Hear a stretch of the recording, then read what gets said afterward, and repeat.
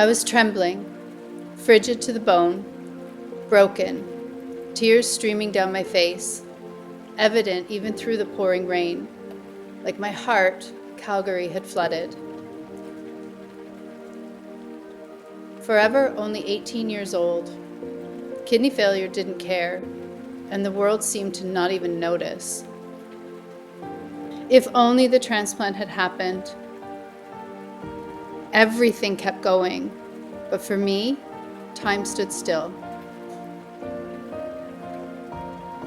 As Andrew and I marched, we sensed strangers approaching.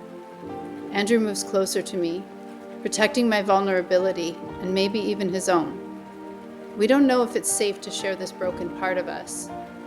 The trio arrive. Two of them nod and move ahead, but one lags beside me. So, what brings you to Kidney March? Andrew looks uncomfortable, so I pull from deep within, up and over my own despair, and manage to say, "We're here for my son, for Andrew's brother David." "Oh, does David have kidney disease?" The dreadful question.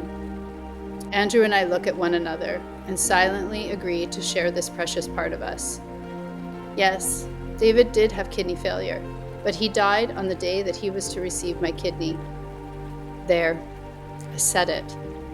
I braced myself for the familiar look of pity, for the uncomfortable body language, and to navigate the small talk that would ultimately enable all of us to get out of this unintended meeting on the side of the wet road.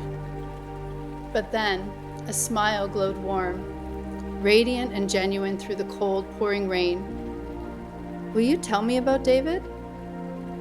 No one had ever asked this. No one ever wanted to engage further into our sadness. Why isn't she afraid of our grief? Can I even begin to share David in this miserable state? I have to try. David was my greatest teacher.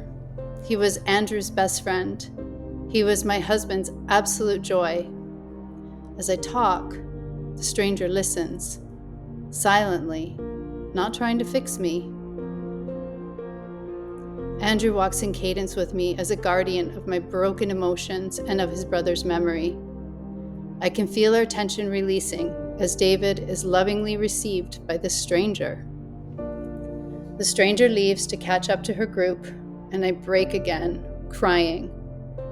Andrew allows his own tears to fall, hidden from others, but not from me. I tell him, "I don't think I can do this." He turns to me and he takes off his wet sweatshirt. Standing in front of me in David's shirt, he puts his sweatshirt on me and he takes both my hands, pulling me along the cold, unfamiliar road, speaking to me of our family's love, of our love shared with David, of David's strength, and of our commitment to honoring his life. Years later, a man asked me if I would walk with him. He had walked the same sinuous path of kidney disease and kidney failure, dialysis, and ultimately transplant. We shared our stories, both the sorrows and the tremendous joys. We laughed. We cried, allowing ourselves to be vulnerable and raw. We endured. But then, at the bottom of the biggest hill I had ever seen, I was filled again with doubt. David would not be at the top. Why take another step? But then the man who had lived all the pain that my David had known, the man who held the one piece of their similar stories which David never got the opportunity to experience, said to me, "Follow me and we'll get to the top together." I followed him, 5 kilometers up that hill, my eyes flowing with tears, but never once looking up from his feet. I thought of so many moments of David's life and of the tremendous joy and honor of being his mother. I thought of David's dry and witty humor, of his integrity, and of his silliness even through adversity. His first steps as I was watching this man put one foot in front of the other, pulling me forward up the hill. We arrive at the top of the hill together. I'm the same, but I'm changed.